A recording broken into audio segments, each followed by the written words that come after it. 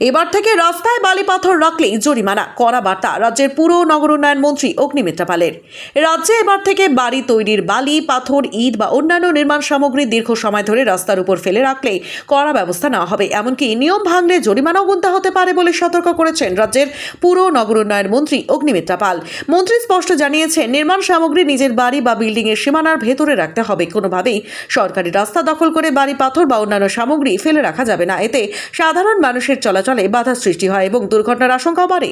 এছাড়াও তিনি সতর্ক করে বলেন, কেনা জমি দীর্ঘদিন ফেলে রাখলে সেখান থেকে জঙ্গল বা আবর্জনার স্তূপ তৈরি করা যাবে না। জমির মালিকদের নিয়মিত পরিষ্কার পরিচ্ছন্ন রাখার নির্দেশ দেওয়া হয়েছে। নিয়ম না মানলে সংশ্লিষ্টদের বিরুদ্ধে আইন অনুযায়ী ব্যবস্থা নেওয়া হবে।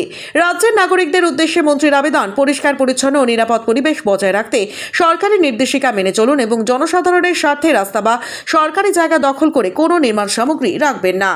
দেখুন, স্পেসিফিকলি আমি বলেছি, আমি কলকাতাতেও আপনারা দেখেছেন এক ইলিগাল পার্কিং, হকার, যারা মাননীয় মুখ্যমন্ত্রী বলেছেন পুজো অবধি আমরা হাত দেবো না হকারে, কিন্তু হকার যারা পুরো ফুটপাথটাকে দখল করে বসে আছে, আমি তাদেরকে বলেছি আপনারা পিছিয়ে যান এবং মানুষের যাতায়াতের জায়গা।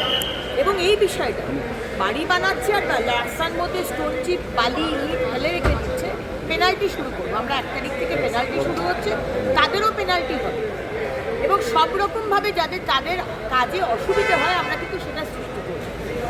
আপনার বাড়ি হচ্ছে, আপনি বাড়ির ভেতর বিল্ডিং করছেন, অ্যাপার্টমেন্ট করছেন, বিল্ডিংয়ের ভেতরে এইসব রাখুন। রাস্তাটা আপনার নিজস্ব সম্পত্তি নয় যে আপনি ইট, বালি, তুর্কি সব ফেলে রেখে দেবেন, এটা একদম অ্যালাউড নয়। এবং এটাও আমি বলেছি যে যেখানে যেখানে যার খালি জমি আছে, আমি ওখানে জমি কিনে রেখেছি, সেখানে জমি কিনে রেখেছি। আমি 30 বছর বাদে বাড়ি বানাবো, এখন সেই জমিটা ঝোপ ঝাড়, নালা নর্দমা, পুকুর, ডেঙ্গি হচ্ছে, এগুলো হবে না। আপনার যদি জমি থাকে, আপনার বাড়িটার সামনেটা যেরকম আপনার বাগান, আপনার বাড়ির সামনে পরিষ্কার করা আপনার দায়িত্ব, আপনার কেনা জমি পরিষ্কার রাখাটাও আপনার দায়িত্ব।